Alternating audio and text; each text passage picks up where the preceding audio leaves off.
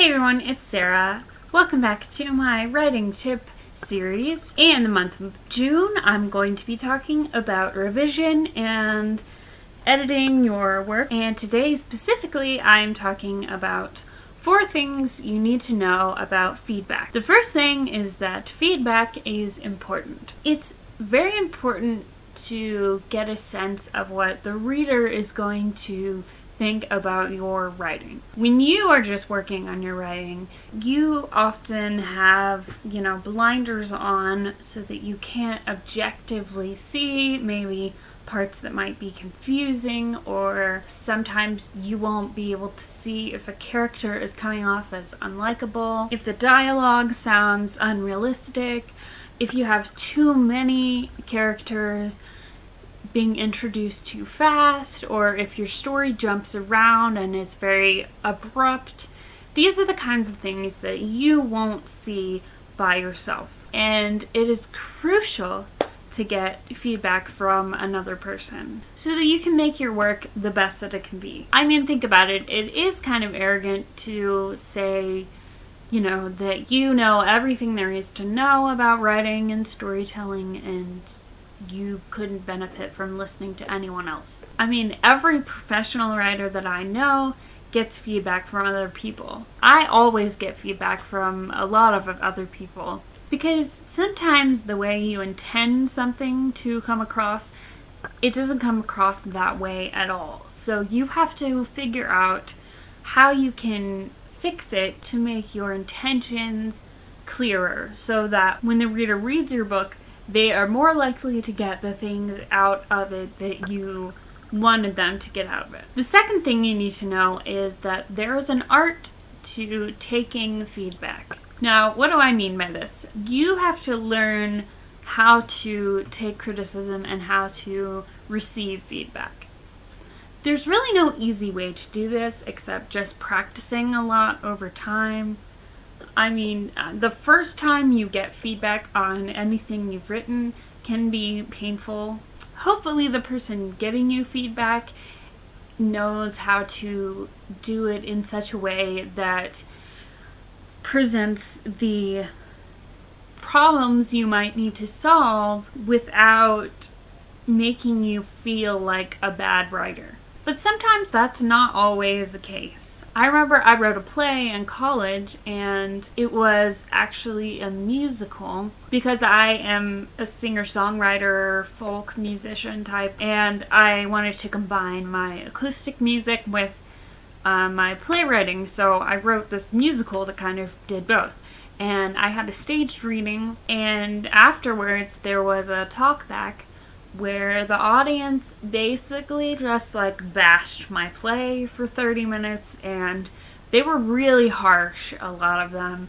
A lot of them were saying things that wasn't even remotely helpful, or, things that I couldn't fix, this song was just really boring, or stuff like that. So I think every writer has at least one of those experiences, especially early on in her career. And, it really does hurt your fragile writer ego. But once you get through that experience, it makes you so much stronger. And it's a lot easier to take feedback and criticism after that. But the main thing to know about learning to take feedback is that you don't want to react. You just want to hear what the other person has to say and try to absorb it.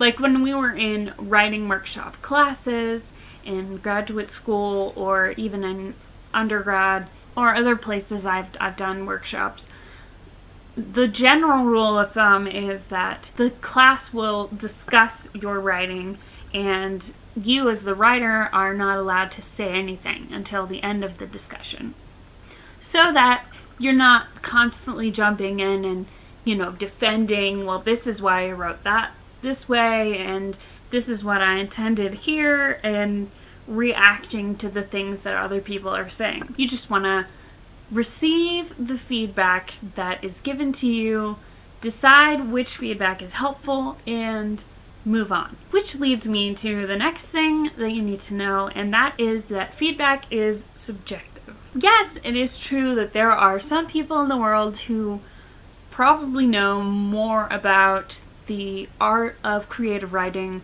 than you do, than I do, than any of us do. So while there are some things that are kind of objective about creative writing, like it's better to show instead of tell, ultimately all art is subjective. So you might be in a creative writing workshop and turn in a story and get 10 different opinions about the story from 10 different people. Because everyone is different and everyone approaches a piece of writing from a different perspective, a different life situation, and everyone has things that they want to see in a story. So knowing that all feedback is subjective, the best thing to do is to listen to all the feedback that is given to you, and then if there are notes that just aren't helpful at all and that feel like the person's personal preference, just go ahead and ignore those notes, and then you want to focus on the notes that are helpful, that make you think about ways to revise, that give you ideas and inspiration. And, if there are several people pointing out the same problem, you might want to think about trying to fix that problem. But ultimately, you are the writer and you get to decide how you tell your story. The fourth thing that you need to know is that there are a million places to find feedback. There are tons of places on the internet where you can find beta readers and critique partners. There are a lot of writing communities and writing forums where you can just get feedback on a short story or a poem. If you take a writing workshop or a writing class, you will often get to know other people who can become sort of critique partners. I have a friend who I met, we were both doing a playwriting apprenticeship, and that was in 2008, I think, and we've stayed in touch and we've stayed friends, and to this day, when either one of us has an issue with a play that we're writing, we always go back and forth and talk to each other about writing and help each other out. So you can really meet a lot of other writers in those types of experiences, and you can form relationships that will help you in your writing career. There are also a lot of editors who do what is called developmental editing, where they will look at your manuscript and give you feedback on ways you might want to think about revising it, or, what parts of the plot are confusing, or what they think about the different characters,